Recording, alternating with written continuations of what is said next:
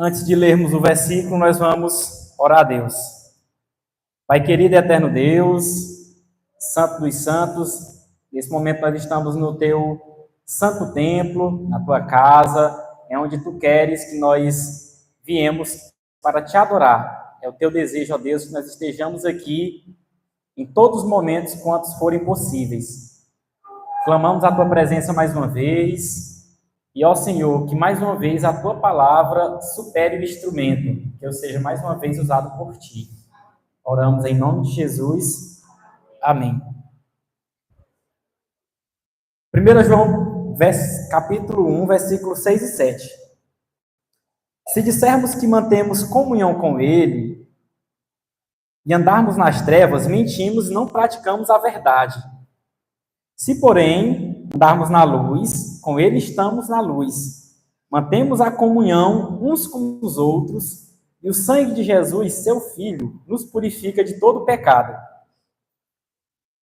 João fala aqui da comunhão de Jesus, né? Comunhão com Jesus, com a igreja, com Deus. Irmãos, nós sabemos muito bem a importância da comunhão com Deus, né? É essencial.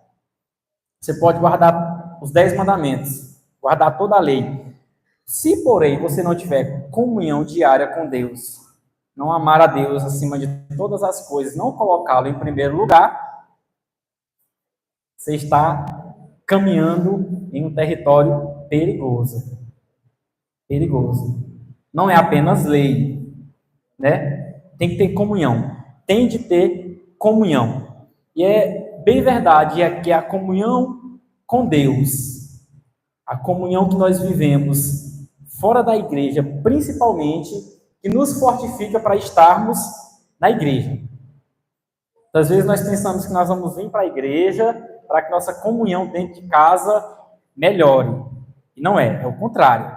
À medida que sua comunhão com Deus, dentro do seu lar, no seu dia, no momento em que você tira um tempo saudável com Deus, para ler a palavra, para estudar a lição, para quem lê, quem sabe, um livro do Espírito de Profecia, quanto mais você assimila e coloca isso em sua rotina, mais vontade você terá de estar aqui na casa de Deus louvando. Com nós, adventistas, acontece um fenômeno curioso, para não dizer, né, outro nome, interessante, um fenômeno. Alguns adventistas, por todo o mundo, curiosamente, eles frequentam a igreja só aos sábados. É uma coisa assim curiosa, tem que ser estudado esse pessoal aí, que frequenta a igreja só aos sábados. E qual é a igreja que eles são? Onde foi que eles aprenderam isso aí? Quem foi que deu os estudos para eles? Quais são essas doutrinas aí? Onde é que está esse negócio aí?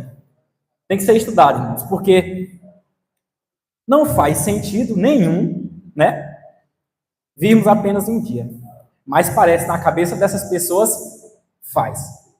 Por incrível que pareça, na cabeça dessas pessoas, faz sentido vir apenas um dia e tá tudo bem. A comunhão em um dia do sábado ali, como é 4 horas e pouco ali de culto, deve compensar os outros dias. O irmão deve pensar assim.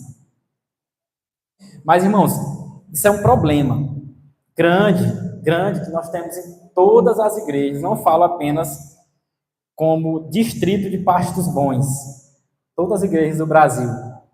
Não sei do mundo, mas no Brasil é típico do brasileiro. Isso é um problema. Irmãos, não existe uma coisa que me deixa mais triste que a gente chegar bem aqui numa quarta-feira e a gente vê a igreja quase vazia.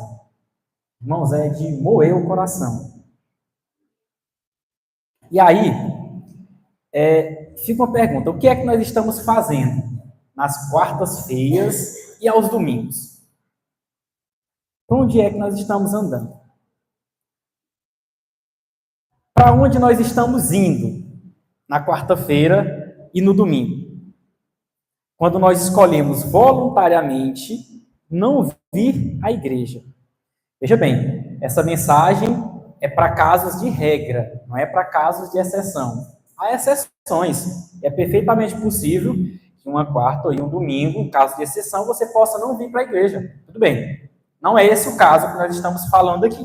Nós estamos falando do caso de regra. É quem faz Quem faz de faltar aos sábados, aos quartas e aos domingos a sua regra. Não vem porque escolhe voluntariamente fazer outra coisa. Para onde nós estamos indo? Alguns dizem que, eu vou ficar com a minha família. Vou ficar com a minha família um tempo. Tirei um tempo para reservar com a família. E aí, Mateus, no capítulo 10, se você quiser acompanhar na sua Bíblia, capítulo 10, versículo 37, Jesus ele fala sobre família. Para aqueles que queriam seguir Jesus, das dificuldades. E aí, então, Jesus, discípulos perguntando, nós queremos te seguir, ô mestre. Alguns não queriam deixar a família.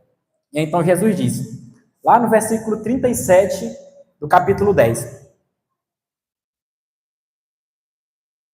quem ama seu pai e sua mãe mais do que a mim não é digno de mim. Quem ama seu filho ou a sua filha mais do que a mim não é digno de mim.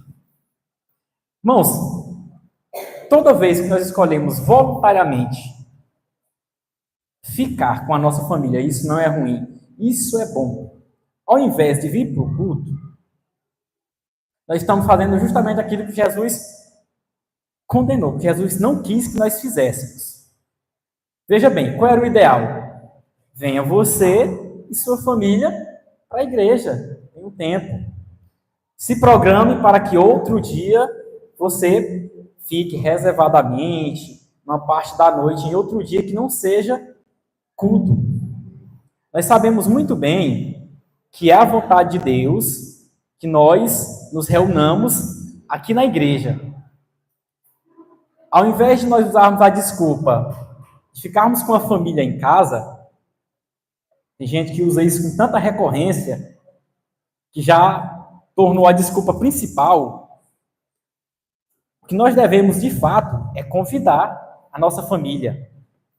É convidar a nossa família para vir para o culto. Para outras pessoas, para algumas pessoas, elas dizem que o dia foi tão cansativo, eu trabalhei muito, cheguei já era 7h30 do serviço, estou muito cansado, tenho que organizar algumas coisas, hoje não dá não, hoje não dá para mim ir, né?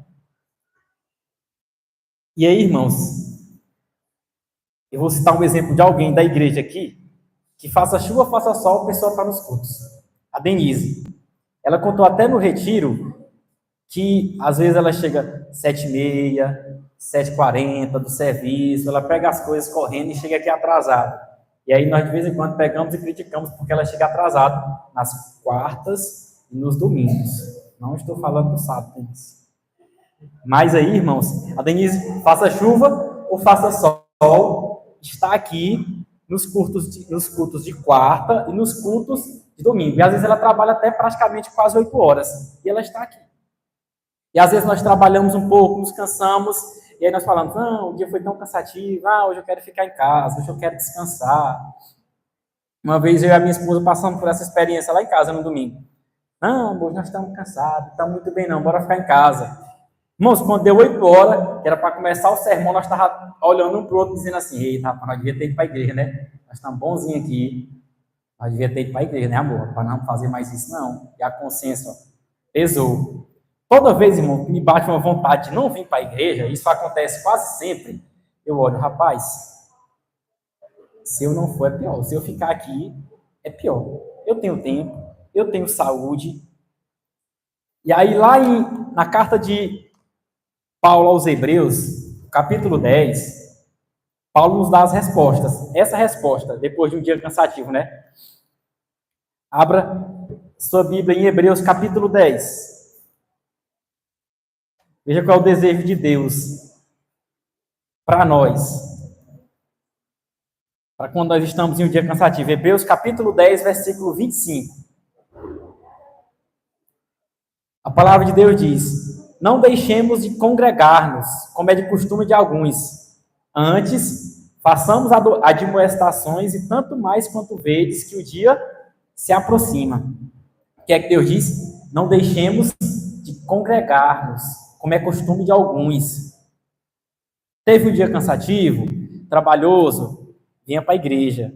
Igreja é o hospital, é onde nós encontramos a cura. Os dias a gente tem um dia corrido, muitas vezes a gente tem um dia corrido, estressante, a gente tem um dia puxado. E aí, irmãos, quando a gente entra na igreja, parece que a gente está pisando num pedacinho do céu, assim. Pelo menos comigo acontece assim. Todo dia que eu trabalhei muito, que eu fiz muitas coisas, que eu estou sem vontade de ir para a igreja, mas quando eu entro aqui, que eu começo a ouvir os hinos ali, em especial alguns hinos do Inário, alguns louvores que estão tocando quando a gente chega na igreja, a gente sente uma calmaria, uma tranquilidade, a gente vê amigos, a gente ouve a palavra de Deus e a gente sai renovado. Parece que a gente sai descansado. Mas aí nós temos uma tendência, e nosso cérebro nos engana, a não gastar energia, a economizar energia, a ficarmos em casa. E a coisa mais comum do mundo, você não sentir vontade de vir para a igreja. Principalmente nos cultos de quarta-feira e de domingo. Irmãos, praticamente todas as quartas e todos os domingos eu não tenho vontade de vir para a igreja. Mas a gente que é cristão, a gente não lida com vontade, com desejos. Não. É com o que Deus diz. É com o que a palavra de Deus nos orienta. A gente vem com vontade ou sem vontade. E aí, vir para a igreja muitas vezes deveria ser igual ir para o trabalho. Quem trabalha na CLT aqui, você pode estar doente. Se não for uma doença que vai dar um atestado para você ir no hospital, você vai ter que ir trabalhar.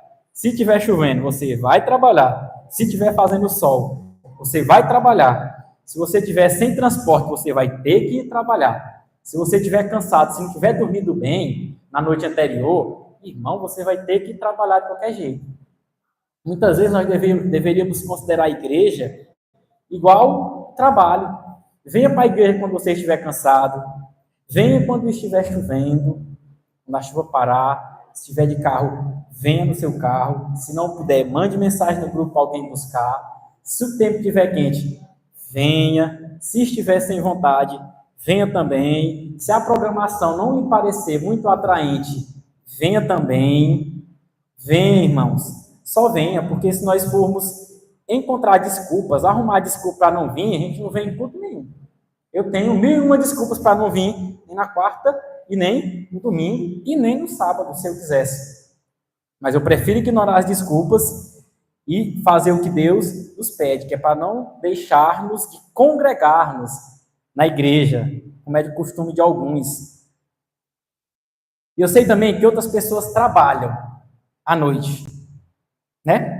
Algumas pessoas são obrigadas, algumas pessoas têm que estar na empresa no momento da noite, algumas pessoas têm que estar lá no ambiente de trabalho, algumas outras têm uma certa autonomia, alguns estudam para o concurso, eu estudava para concurso na minha época, aí eu ficava assim, rapaz, eu acho que eu vou ficar aqui hoje e vou estudar, acho que eu não vou para a igreja não.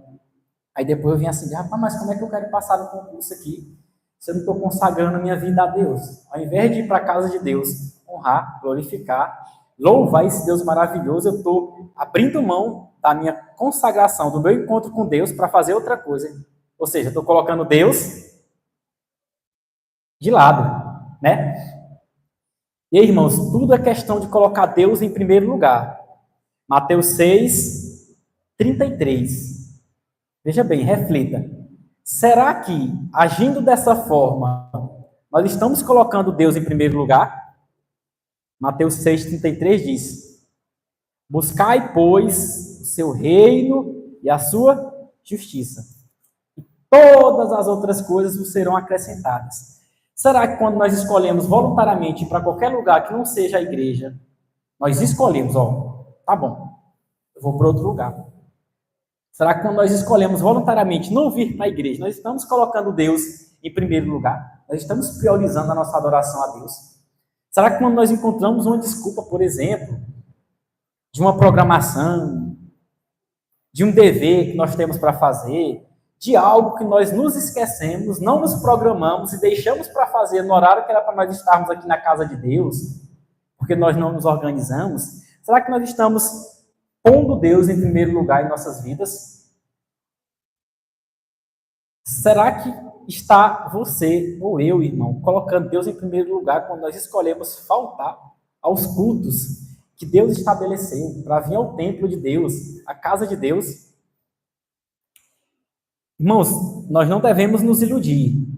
Deus não vai aceitar uma adoração meia boca, uma adoração vazia, uma adoração pela metade, ou uma adoração incompleta, onde nós viemos aqui apenas no sábado, batemos o ponto, passamos um tempo aqui, que por sinal é muito pouco, depois vamos embora e tchau. De sábado em sábado, como se nós estivéssemos fazendo algo mecânico, automático. Irmãos, não se iluda, Deus não vai aceitar uma adoração vazia. Não pensemos nós que nós vamos enganar a Deus vindo aqui no sábado bonitinho, bem vestidos, e pura e simplesmente isso, sentamos nos bancos, vamos embora, não participamos de programação, não nos envolvemos na igreja, não vemos em outros dias da programação e seguimos a nossa vida. Não adianta, irmãos, a gente não vai enganar a Deus. Mateus capítulo 7, versículo 21. Preste atenção nesse verso. Nem todo que me diz, Senhor, Senhor, entrará no reino do céu, mas aquele que faz a vontade de meu Pai, que está nos céus. Qual é a vontade de Deus? Lá em Hebreus 10, 25. Nós façamos o quê? Vir para a igreja, irmãos, nos congregarmos, estarmos aqui. Haverá, no dia do juízo, muitos que dirão, Senhor, Senhor, Deus dizer, arreda-te, você não tem parte comigo. Irmãos, ou nós servimos a Deus por completo, corpo, alma, espírito, entregamos completamente, ou então a gente vai estar correndo o risco de prestar uma adoração vazia ou incompleta. Jesus diz mais uma vez, a vontade do meu Pai é que onde eu estou, esteja também os que me deste. Jesus dizendo, essa é a vontade de Deus. Que onde eu estou, Jesus dizendo, estejam também os que são meus. Onde é que Jesus está? Onde tem 2 ou 3 reunidos, é bem verdade, mas onde é que Jesus está com mais frequência? No templo. Para onde era que Jesus ia nos sábados? Nas sinagogas, orar, para a igreja. Irmãos, é o nosso desejo salvar-nos sem buscar a Deus, sem colocar a Deus em primeiro lugar? Será que nós temos a consciência de que nós vamos nos salvar sem colocar Deus em primeiro lugar? Tem gente que acredita que vai salvar-se sem buscar o Salvador. A pessoa quer se salvar, mas não quer buscar o Salvador, que é quem provém a salvação.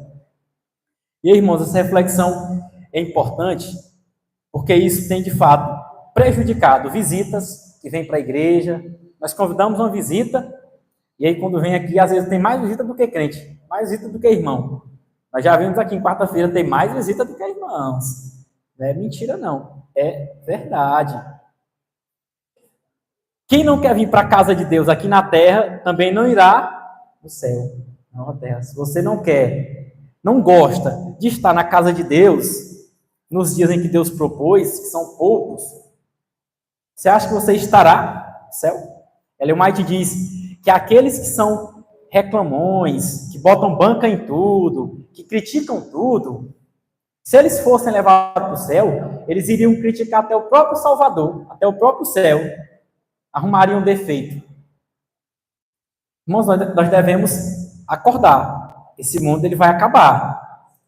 É hora de se envolver nas coisas da igreja, é hora de participar das programações, é hora de sair, de arregaçar as mangas, é hora de trazer a sua família. E aqui eu falo para você, homem, sacerdote do lar, você que tem a sua família aqui na igreja adventista, você que é sacerdote, a responsabilidade é sua. Não fui eu quem diz, não sou eu que estou dizendo, é a Bíblia que diz que você é o sacerdote. É você que tem que carregar as suas criancinhas e trazer para a igreja. Se nem você vem, você acha que as suas crianças vão vir? Seus filhos vão vir? Isso me preocupa muito. Eu quero um dia ter filhos, casei, quero constituir uma família, e desde então, irmãos, o meu compromisso é não faltar nenhum culto. Por quê? Porque quando eu tiver os meus filhos, vai ser completamente normal para mim trazer eles em todos os cultos, em todos os momentos, porque é isso que o pai deve fazer, e a mãe. Ensina a criança no caminho que deve andar. É esse o nosso papel. Agora, se nós, como representantes da palavra de Deus em nossa família, nós escolhemos não vir, nós damos mau testemunho. A mãe sabe, lá em casa, que todas as quartas e o domingo ela não pode me chamar para nada, né? Ela já sabe que eu e a Isa, a gente vem aos cultos. Mas a partir do momento que a gente faz exceções, não, hoje eu não vou não, hoje eu fiquei em casa.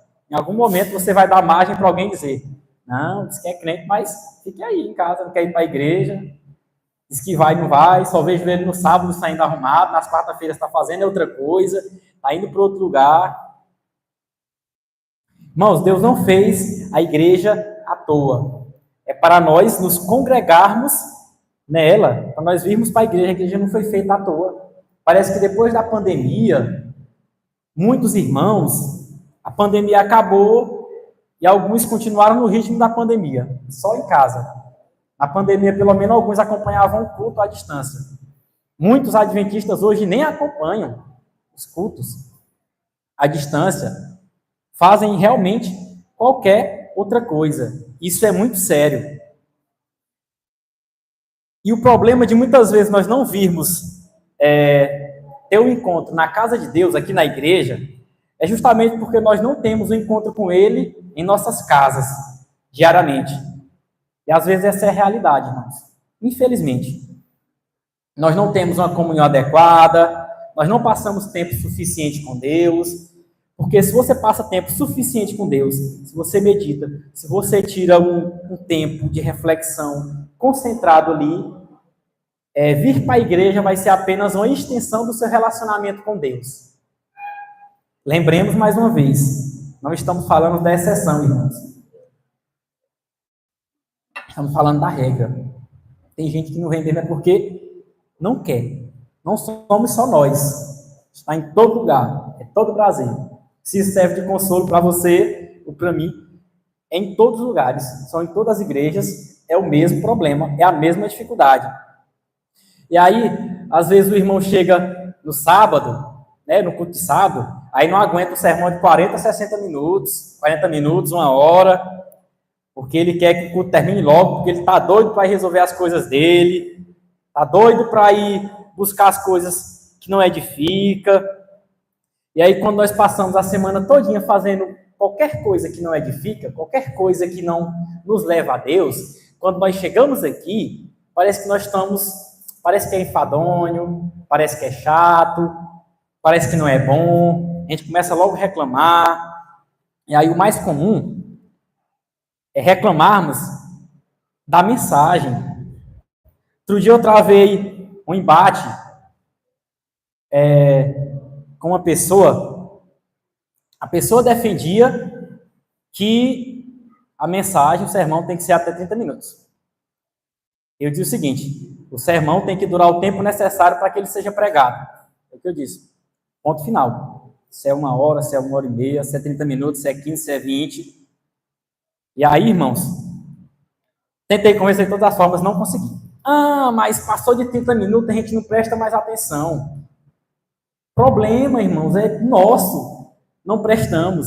E aí nós queremos reduzir a mensagem de Deus. A gente passa toda a programação. Aí quando vai ter a mensagem de Deus, a chave, a palavra de Deus sendo aberta, lida, ensinada, a gente quer que seja 25 minutos ou 30, que é para a gente ir embora logo, que é para terminar. E a gente reclama, Ave Maria, um sermão de 1 hora, pelo amor de Deus. E aí, irmão, deixa eu te dizer, quem faz essa reclamação não está reclamando do irmãozinho que está pregando aqui, da mensagem. Está reclamando, sabe de quem? De Deus. Se você é cristão e a gente acredita que as mensagens que são lidas aqui são inspiradas e são trazidas por Deus, quando nós reclamamos é de Deus, é da sua mensagem, é da sua palavra. Nós limitamos, nós queremos enquadrar a mensagem naquele tempo ali, para que ela seja pregada e nós rapidamente possamos ir para casa, para ir embora. Eu falo isso porque, vez ou outra, eu me pego com esse mesmo sentimento. A correria do dia a dia. Aí eu falo, meu Deus, o sermão já está passando desse tempo. Aí depois eu paro, meu Deus, me perdoa, Senhor. quanta mensagem importante existe. Pare para pensar. Às vezes, irmão, um sermão de 25 minutos não dá para você passar o que é essencial. Pode ser que um sermão de 1 hora, a gente encontre algumas bênçãos para alguém, alguma mensagem importante que talvez não encontraria naquela 30 minutos.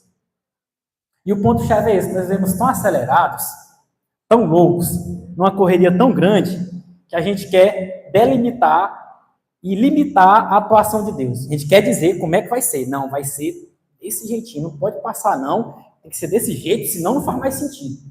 A partir daqui, a pregação já não serve mais. A partir daqui, os irmãos já não prestam mais atenção. Eu discordo. Não concordo, não concordei hoje, não vou concordar amanhã e não vou concordar em nenhum dia. Eu sempre digo, quando eu vim aqui, pode estar preparado. Meu sermão vai ter o tempo que eu achar que é necessário para a mensagem ser passada, que Deus colocou em meu coração. Enquanto isso, se o irmão quiser levantar, levanta, vai, sai. Entendamos, irmão, uma coisa: a mensagem é de Deus, o mensageiro é de Deus. Deus diz na parábola lá esqueci o nome da parábola, me fugiu, que ele manda os trabalhadores. Parábola da vinha, obrigado, irmão.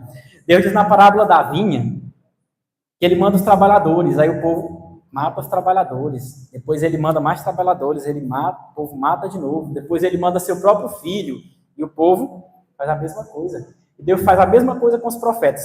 Deus manda os profetas, nós ignoramos. Deus manda a mensagem, e muitas vezes nós ignoramos ou nós limitamos a mensagem, porque nós achamos que tem que ser de um jeito ou de outro. Isso quando nós estamos aqui, quando nós nos dispomos a vir para a casa de Deus. Isso quando nós não faltamos. Irmãos, que nós possamos acordar, que nós possamos nos comprometer a estarmos aqui, faça chuva ou faça sol, de dia, de noite, em todas as programações. Sim. Não espere ter vontade para vir para a igreja, não. Você não vai ter vontade para vir para a igreja. Não lide com vontade. Venha.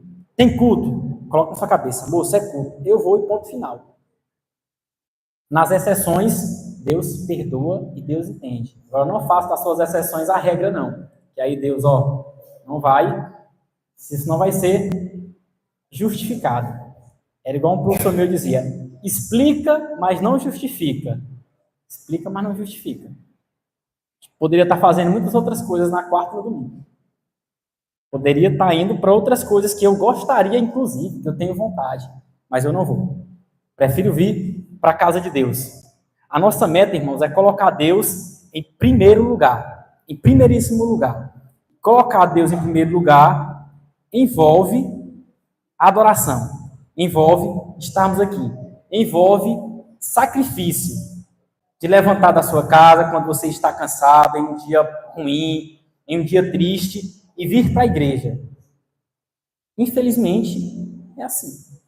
A gente tem que seguir, a gente tem que nos esforçar. A caminhada cristã é uma caminhada de persistência, né? Você persiste. No dia que você não puder vir, venha no outro. Está doente demais, não consegue vir, mas no próximo virá. E aí, deveria nos pesar a consciência, o Espírito Santo deveria nos tocar quando nós escolhemos voluntariamente faltar a um culto para fazer uma coisa que não é urgente, não é essencial. Nós deveríamos pensar que quando nós fazemos isso, nós colocamos Deus de lado. Inclusive, irmãos, se você tem um trabalho e você pode fazê-lo em um outro momento, faça. Se der para você fazer, então faça. Quem é que nos dá força para trabalhar? Deus. Quem é que nos deu o trabalho? Deus. Quem é que nos deu a inteligência? Deus. Quem é que nos deu a inteligência, o discernimento? Deus. Então nós devemos louvá-lo e colocá-lo em seu devido lugar, que é o primeiro lugar em nossas vidas. Que esse seja o nosso comprometimento. convido a igreja a cantar o hino de número 314. Se ele não for o primeiro. Que Deus seja, irmãos, o primeiro em nossas vidas, hoje e sempre.